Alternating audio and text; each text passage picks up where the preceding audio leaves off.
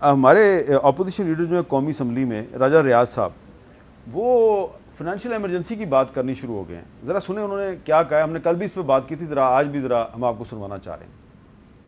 देखिए, अक्टूबर में इलेक्शन मुझे तो नजर नहीं आ रहे। उसकी वजह है मुल्क को पहले माशी तौर पे खड़ा करना पड़ेगा। चाहे आपको माशी इमरजेंसी लगा दे तो फिर भी आईनी तौर पे आप इसको 6 महीने तक एक्सटेंड कर सकते। उसके बाद मैं समझता हूँ कि हमें इलेक्शन में जाना चाहिए। मैं खुद इसके हक में कि ये होना चाहिए, इसलिए मैं अगर ये हो तो मैं इसे सपोर्ट करूँ। तो मुआशी इमरजेंसी लगा के वो चाह रहे हैं कि 6 महीने के लिए मजीद इलेक्शन को मुलतवी कर दिया जाए, अक्टूबर की बजाय मार्च 2024 में करवाया जाए। ये पॉसिबल है कॉन्स्टिट्यूशन में? देखें, कॉन्स्टिट्यूशन के मुताबिक इसकी कोई गुंजाइश नहीं है। जंग की हालत हो या इंटरनल डिस्टर्बेंस इतनी ज़्यादा हो कि आइन के मुताबिक आप मुल्क नहीं चला सकते, ये दो सूरतें हैं। उसके अलावा कोई ऐसी सूरत नहीं है कि आप इमरजेंसी लगा सकें, और इमरजेंसी लगाने के लिए satisfaction of the president of Pakistan भी ज़रूरी है। वो मेरा नहीं ख्याल कि वो इस तरह सेटिस्फाई हो जाएंगे कि वो जा करके दस्तखत कर दें, हाँ जी आप इमरजेंसी लगा दो। इमरजेंसी तो लगने नहीं है, ये मुद्दत अपनी ख़त्म करेंगे। अब मैं आपसे ये नहीं वो क्या कहते हैं कि मुकाबला करता कि इलेक्शन अक्टूबर में हो जाएंगे या नहीं, क्योंकि एक मुकाबला मैं आपसे हार चुका हूँ जो फरवरी के पहले हफ्ते में मैंने कहा जी हर हाल में 90 डेज़ पे इलेक्शन हो गए, सुप्रीम कोर्ट के फैसले आ गए, हमने पटिशनर बने, सुप्रीम कोर्ट ने हर तरह का जोर लगा लिया, 2 फैसले आगे, इलेक्शन तो हम नहीं करा सके। कौम अनरिप्रेजेंटेड है 2 सूबे, और आगे ये 8 अक्टूबर को होगा ये कि ये अपनी मुद्दत पूरी करेंगे, क्योंकि प्रेसिडेंट का इलेक्शन भी नहीं हो सकता जब तक 2 असम्बलियों के इलेक्शन नहीं होते, या जब तक के नेशनल असम्बली का इलेक्शन नहीं आ जाएगा।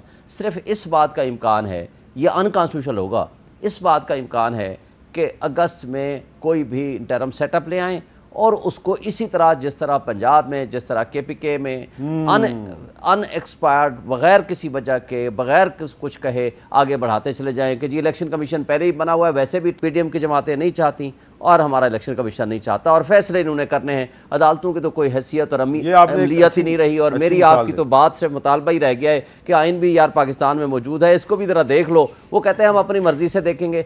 फजल रहमान साहब कहते हैं जब पार्लियामान कहेगी इलेक्शन होगा, भाई आइन जो कहेगा वो नहीं होगा। जरा इनसे पूछ लेते हैं, ये जो मिसाल दी है शुएब शाहीन साहब ने कि जिस तरह पंजाब और खैबर पख्तूनख्वा की हुकूमतें जो हैं वो 3 महीने के लिए आई थी, 90 दिन के लिए आई थी, लेकिन अब तो वो चलती जा रही हैं। तो इसी तरह अगस्त में मरकज़ में भी कोई हुकूमत आएगी और वो अगले साल तक चलेगी।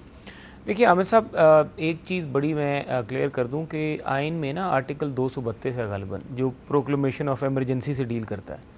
उसके बीच में एक लफ्ज़ है इंटरनल डिस्टर्बेंसेस, जो कि beyond the control of provincial government हो। मैं वैसे आपको बता रहा हूँ, आवाम की भी इल्म में इजाफा कर रहा हूँ। वो बिल्कुल 232 का पहला जो है 200, उसमें ये लिखा। अब मुझे बताएं कि जो तहरीक इंसाफ के लोगों ने पिछले 2 महीनों में, 3 महीनों में पाकिस्तान के साथ किया है, फ़ौजी तनसीबात पे हमले किए हैं, सिक्योरिटी इंस्टॉलेशन पे हमले किए हैं, मुल्क में बगावत की बात की है, इंटरनल डिस्टर्बेंस का तो मुकदमा PTI ने खुद बना दिया है, किसी को बाहर से बनाने की जरूरत नहीं है सबको। लेकिन सिर्फ अभी हमाद अदर साहब नहीं पकड़े गए, असलम इकबाल साहब नहीं पकड़े गए, मास्टरमाइंड्स तो भी पीछे बैठे ना, जिन लोगों ने किया है। आप वो आपको कुछ किधर चले गए, मास्टरमाइंड्स तो अभी तक नहीं पकड़े गए, अभी तो बेचारे बच्चे पकड़े गए। तो अगर मास्टरमाइंड ना पकड़े गए तो आप फाइनेंशियल इमरजेंसी लगा देंगे। फाइनेंशियल तो राजा रियाज साहब ने कहा, मैं वैसे एक आईनी पोजीशन आपको दे रहा हूँ कि इमरजेंसी की, वैसे मैं इसको as a person, as a student of politics मैं इसको सपोर्ट नहीं करता कि इमरजेंसी लगानी चाहिए, मेरी अपनी ज़ाती राय। लेकिन मेरी पार्टी का या PDM का अगर फैसला, तो मैं भी पाबंद दूंगा उस फैसले का। लेकिन राजा रियाज साहब तो अपोजिशन लीडर हैं। राजा रियाज साहब तो आपको पता है कि राजा रियाज साहब है ना राजा रियाज की टिकट पे इलेक्शन लड़ेंगे। नहीं, राजा रियाज साहब और हैं अपोजिशन लीडर। मैं राजा रियाज की तो बात नहीं कर सकता। अच्छा सायरा बानो साहबा, मैं सिर्फ एक बात क्लियर कर दूं कि जहां पर बात है ना कि इलेक्शंस होना, अक्टूबर में मामलात का होना, इलेक्शन कमीशन की मेरे ख्याल से पूरी तैयारी है, बजट में पैसे भी रखे जा चुके हैं और हमें अच्छे की उम्मीद भी रखनी चाहिए। सिर्फ एक ही काम की ज़रूरत है, तमाम सियासी जमातें इलेक्शन कमीशन पे एतमाद का इजहार करें, बशमूल तहरीक इंसाफ, उसके बाद इलेक्शन हो सकते हैं। अच्छा सायरा बानो साहबा, क्योंकि आप कौमी असम्बली में अपोजिशन बेंचों पे बैठती हैं, तो ये बताएं कि क्या राजा रियाज साहब ने बतौर अपोजिशन लीडर जो बात की है कि 6 महीने की फाइनेंशियल इमरजेंसी लगा दें और इलेक्शन जो है वो अगले साल तक ले जाएं, आप इसको सपोर्ट करती हैं? नहीं जी, मैं बिल्कुल सपोर्ट नहीं करती। और उन्होंने एज ए अपोजिशन लीडर बात नहीं की, उन्होंने एज ए टू बी नून के मेंबर होने की बात की है, क्योंकि वो हर जगह बरमला कहते हैं कि उनका जो नेक्स्ट इलेक्शन है वो नून की टिकट पर होगा। अभी रिसेंटली भी उन्होंने कहा है। और दूसरा इलेक्शन कैसे होंगे। अभी जो पाकिस्तान को क्या कहते हैं इस्तेहकाम बख्शेगी वो पार्टी अपना इलेक्शन कमीशन में रजिस्टर्ड तो हो ले। और आप ही की जंग की खबर थी कि वज़ीर आज़म साहब ने कहा था जब इलेक्शन कमीशन कहेगा तब इलेक्शन हो जाएंगे। ये इलेक्शन वो वज़ीर आज़म साहब या जो गवर्नमेंट ने डिसाइड करना होता है या जो सब ऑर्डिनेट इदारा है वो बताएगा कि आज मतलब इस डेट को इलेक्शन होंगे। पैसे वैसे भले रख लें, इनके जो आपस में अभी जो फूट पड़ी हुई है उसको पहले देख लें। और इलेक्शन की नीयत मुझे नहीं नजर आ रही कि ये अक्टूबर जरा में बताएं कि ये इलेक्शन करवाने की किस किस के दरमियान फूट पड़ी हुई है।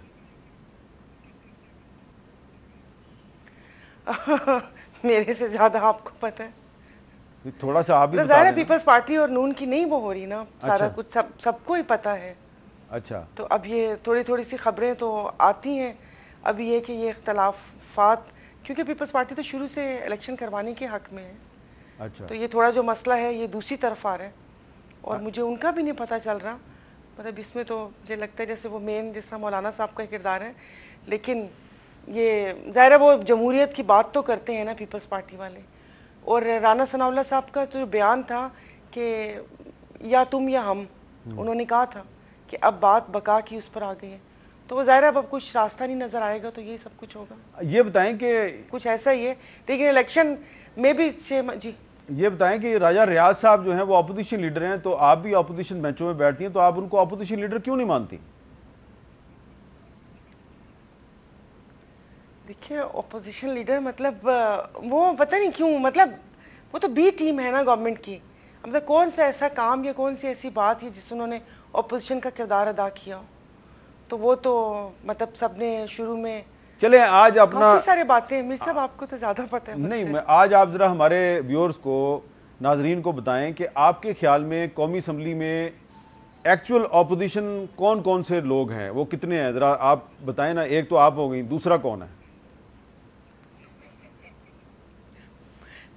मौलाना अकबर चित्राली। और थोड़ा थोड़ा थोड़ा वो जमात इस्लामी की समझ नहीं आती। अच्छा, थोड़ा थोड़ा। और को तीसरा भी है? क्योंकि उनका पता ही नहीं चलता। तीसरा को है? तीसरा याद नहीं आ रहा कोई। नहीं, गौस बख्श मेहर साहब का मतलब ज़ाहिर हमारी पार्टी तो है ना, मैं तो ऐसे जीडीए गौस बख्श मेहर साहब का ताल्लुक जीडीए से नहीं है? जीडीए से ही है। मैंने कहा मैं अपनी जीडीए की बात कर रही हूँ। लेकिन देखिए वो कहते ना कि वो उस ऐवान की भूल भुलैयों में इतनी ज़्यादा वो सरगोशियाँ और इतनी अफवाहें होती हैं कि पता ही नहीं चलता। चले, मैं अब आपको मजीद तंग नहीं करता, अब सूरत हाल बताएं जी अपना। राजा साहब, भूल भुलैयाँ इतनी ज़्यादा हैं कि सायरा बानो साहिबा को मौलाना अब्दुल अकबर चित्राली साहब भी पूरी अपोजिशन नहीं नज़र आते। वो तो हमें भी उस वक्त भी नज़र नहीं आते थे जब हम ऑपोजिशन में थे, और वो भी हमारा जब हकीकी ऑपोजिशन थी तब भी मौलाना साहब की कभी कभी हमें समझ नहीं आया करती थी। वो एकदम गवर्नमेंट के साथ। लेकिन अब ये बताए ना ऑन सीरियस नोट कि सायरा बानो कह रही हैं कि ये जो राजा रियाज अहमद है ये तो मुस्लिम लीग नून की भी टीम है। देखिए राजा रियाज साहब जो हैं, अगर उनके बारे में इनकी राय है तो मुझे समझता हूँ कि वो इनके ऑपोजिशन लीडर हैं। उनको हटा लेना चाहिए, को बंदोबस्त करें, वहाँ पे ग्रुपिंग करें, जो भी इनका आईनी कर सकते हैं किरदार वो अदा करके पार्लियामेंट के बीच में अपने लोगों को बिठाएं, अपोजिशन की मीटिंग करें। ये हमारा मसला नहीं, अपोजिशन वालों का मसला है।